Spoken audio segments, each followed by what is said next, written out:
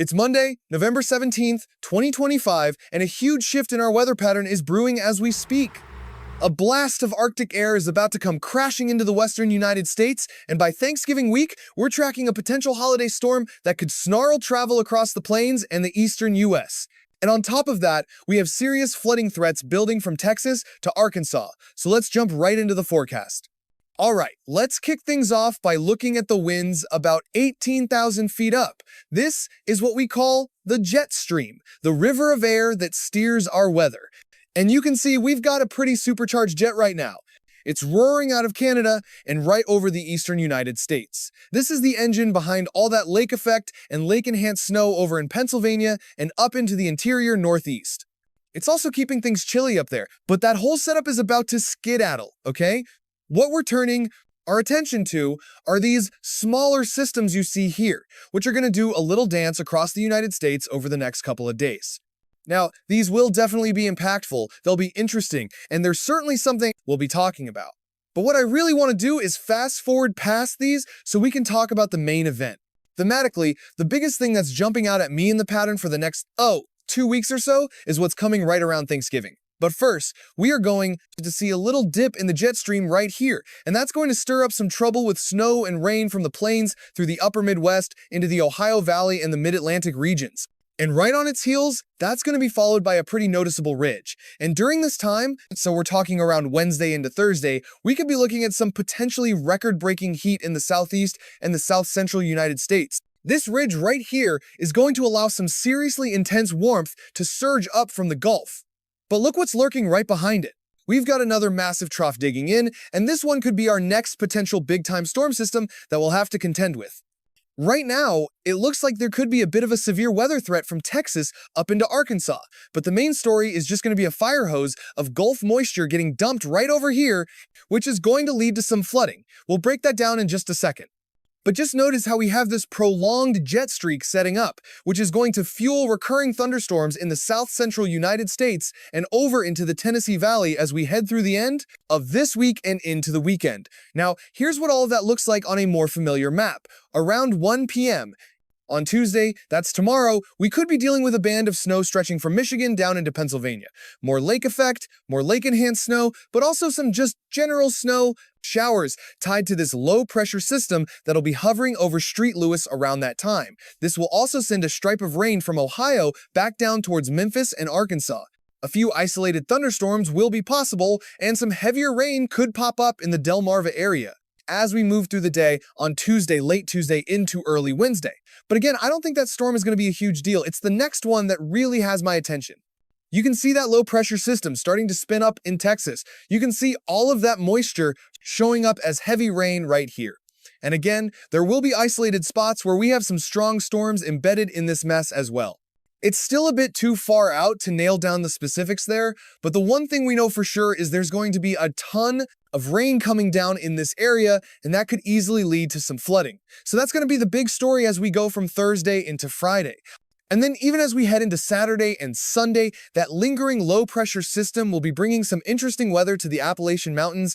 The Mid-Atlantic, Washington, D.C. could be getting some heavy rain during this period. But again, all of this is impactful to some degree, but it's not the main ingredient in our weather recipe for the next 2 weeks across the United States. Okay, now let's get back to the big picture. So, all this rain over the next 4 or 5 days is going to create a notable flooding threat from Austin, Texas, up through Dallas, and even up toward Oklahoma City and the southwestern parts of Missouri. This is the day 4 excessive rainfall outlook, and we've got ourselves a pretty significant chance of flooding in this zone. And remember, this is just for 1 day out of the next 5. You can see that over the next 7 days, a huge area is going to get drenched. We're talking anywhere from 2 to 5 inches of rain will be possible from central Kentucky and middle Tennessee all the way back into the hill country of Texas. And in a lot of these places, that rain is going to fall in a very short amount of time, which is a perfect recipe for some flooding. Otherwise, it's mostly welcome rainfall from Dallas up to Nashville. But if you do live in a flood-prone area, you need to be ready for this. We're going to keep you posted. If things change and we start to see a more significant flooding threat emerge, we will of course have updates for you. It definitely looks like that could happen, so stay tuned. All right, let's go back to the upper level winds, back to the jet stream, and let's talk about what's coming next. Okay, so we've got these two systems about to roll through, and those are all fine and dandy. We have a pretty good handle on what those are going to bring, but what comes after that is something really, really interesting. We are about to enter a very high amplitude pattern, which means we're going to see some major dips and crests in the jet stream. And we're going to have some significant storms try to form out here in the western United States and then track across the Rockies into the central and eastern United States. Here's one right around the 25th of November, where it really looks like there's a pretty robust severe weather chance on the warm side of the system. And again, this is a little too far out to talk specifics. I don't want to say, hey, this looks like a hail or a tornado threat, because that's going to change a million times before we get there. The one thing we do know is that it looks like there's going to be a low pressure center, a supercharged jet streak, and the potential for storms and unsettled weather from the 24th to the 26th, stretching from the Central Plains over into the Ohio Valley. And then what happens after that? As we approach Thanksgiving, things are going to get absolutely wild. It looks like another huge trough and ridge pattern starts to take shape. We could have a significant storm on the East Coast on the 28th, but even that is not the main event. There is a massive signal for a trough, the size of the entire United States of America, as we approach late November into early December. This is happening during a pretty significant holiday time. This is quite the moment for the weather to decide to get active again, and it looks like we're in for a 1-2 punch. The first storm might just be a glancing blow to the East Coast. But the second one here could be impactful for everybody from the West Coast with strong winds and heavy precipitation in the Sierras and Rockies to the Central Plains, where we would also have strong winds, potentially severe weather, and then even on the backside of it, this is the kind of setup that could produce a significant snowstorm with the right conditions. So this is my next big thing that I'm watching. I'm going to be glued to every model run as it comes in. And if we continue to see this big theme, the main focus here on the channel is going to be trying to nail down your Thanksgiving forecast. Because this is the kind of storm that could certainly impact millions and millions of people during the busiest travel week of the entire year. So right here, all we're looking at are those winds at the 500 millibar level, about 18,000 feet up. That massive trough could lead to some seriously unsettled weather. Now, it's also going to do some pretty interesting things to our temperatures. Leading up to this big pattern change, we're mostly going to be having fun in the sun, outside of the rain, of course, in the south central United States. Across the vast majority of America, our temperatures are going to be above average. And again, there will be a few places that break some records, especially in the southeast as we go forward. There's going to be some on and off hits of cooler than average temperatures. We've got one around the 22nd. But for the most part, we're riding high above average here. But watch what happens as we roll up on Thanksgiving, as we get into late November, because things are about to get a lot more interesting. We get a pretty major cold blast right here with that first storm that's going to try and graze the East Coast. That's going to send some seriously chilly weather deep into the Ohio Valley. Another little warm ridge builds in right behind it, basically reloading the atmosphere for the next storm, where we have a very significant chance of a full-blown Arctic outbreak in the western United States. And what do we always say on this channel? Whenever you've got a temperature divide this massive, there's always a storm brewing in the middle. Okay, so when you have negative 40 degree below average temperatures slammed up against 20 to 30 degree above average temperatures, the only thing that can happen, there is a monster storm system. That's what we're looking at for late November into early December. And check that out. Holy smokes, huge above average readings right next to that deep freeze. This would be a big time storm. Again, it's way too early to talk about the nitty-gritty details. I don't know if Minneapolis is going to see a foot of snow from that. I have no idea if we'd be looking at a tornado outbreak on the warm side. But those are the kinds of high-impact events that are possible with a storm system of that magnitude.